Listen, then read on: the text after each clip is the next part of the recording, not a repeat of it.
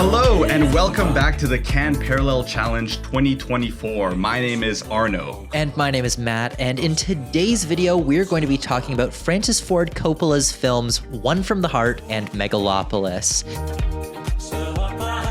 Francis Ford Coppola, one of the greatest living filmmakers. The world of film just would not be the same without him. As a member of New Hollywood, Coppola is one of the most influential filmmakers in bringing auteur theory to the United States. Alongside his friends George Lucas, Steven Spielberg, Brian De Palma, Martin Scorsese, Coppola transitioned Hollywood film from being ruled by the studios to being ruled by the directors. His style is a meshing of populist Hollywood filmmaking techniques combined with screenplays and stories that are structurally and formally daring, like with The Godfather having a 45-minute long opening scene. His films The Godfather and The Godfather Part 2 need no introduction, and he's also one of very few filmmakers to have not one, but two Palme D'ors, as he won for his films The Conversation in 1974 and Apocalypse Now in 1979. And I would say the reason that his name isn't always mentioned alongside Spielberg and Scorsese as being the greatest of all time is that his track record since 1980 has been a little bit spotty, and he's only made 3 films since the year 2000. And we chose something that feels very thematically relevant because we're going to be discussing One from the Heart alongside Megalopolis.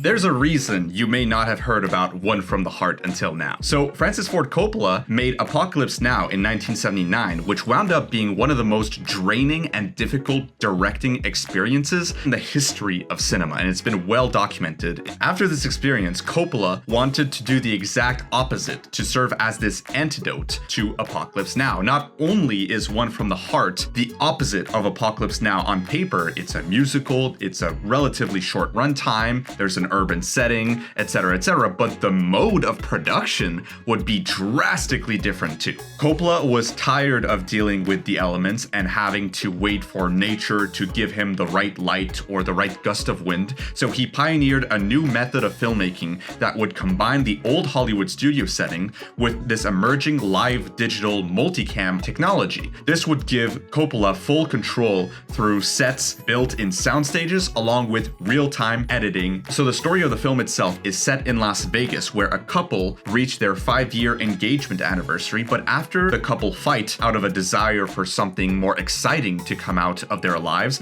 they both venture onto the Las Vegas Strip, where they will encounter new lovers that represent all their desires and fantasies. Matt, do you think this film was deserving of the ruin that it led on to Coppola's Zoetrope Studios? I would say it's absolutely not deserving of that. I think in many ways this film is so spectacular. However, I see why it was a flop.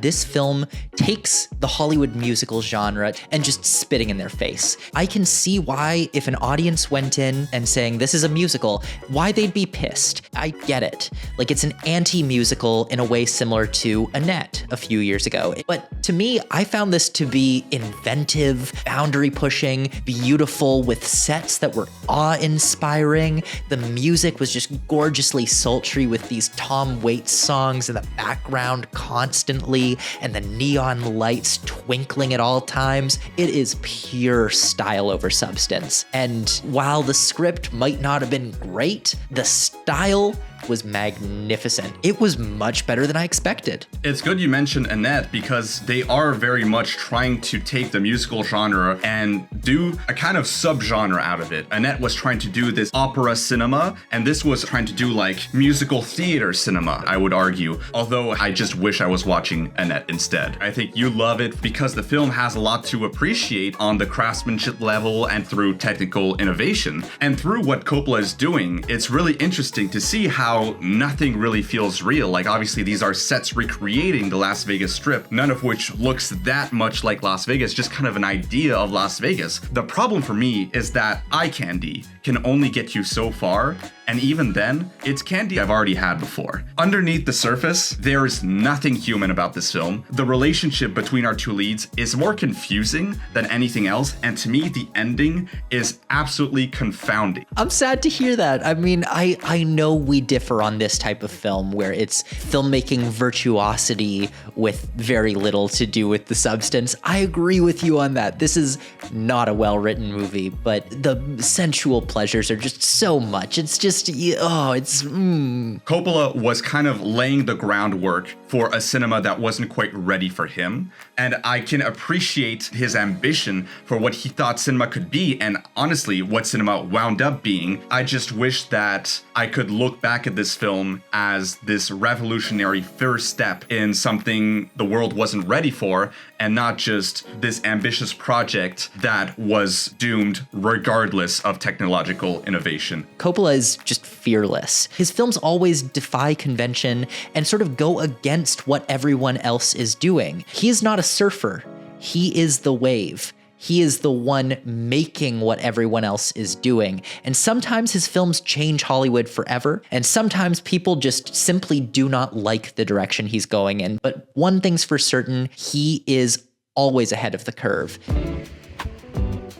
Megalopolis. This is the science fiction epic that Coppola has been trying to make since the 1980s that he spent $120 million of his own money to fund. The film follows an architect who comes in conflict with the mayor of New York, or New Rome, as it seems to be in the film, over what to build on an empty part of the city. The architect, played by Adam Driver, wants to build a utopia, while the mayor, Frank Cicero, wants to build a traditional casino and shopping mall. And the film asks a lot of questions over whether we can appreciate beautiful things made by terrible people. A lot to sink your teeth into, but it has been screened for buyers, and the word is, it is non-commercial, it is unapproachable, this is a massive art project. Apparently there are even moments in this where the film interacts with the audience, and reports range from "this is the worst piece of shit that I've ever seen" to "a masterpiece reminiscent of the Sistine Chapel." Because this is the biggest filming competition, a lot of you out there are gonna say this has to win the Palme d'Or. Arno, what do you say to that? I'd say that if Coppola wins a Palme d'Or, this would be an incredible record, because no filmmaker has won a Palme d'Or 3 times, and Ruben Östlund is going to be very mad because he's explicitly said he wants to be the first filmmaker to have a 3rd Palme d'Or. I don't think he's winning a Palme. I think this film will prove to be too divisive. I think the likeliest prize would probably be director, to acknowledge the vision. I wouldn't bet on it though. This really feels to me like a bit of a once upon a time in Hollywood situation where the filmmaker is just too big. To give an alternate opinion, this film does not have the support of Hollywood, and in fact, despite being a $120 million production, he is an underdog. Getting an award from Cannes would make people take this film seriously, so he needs this award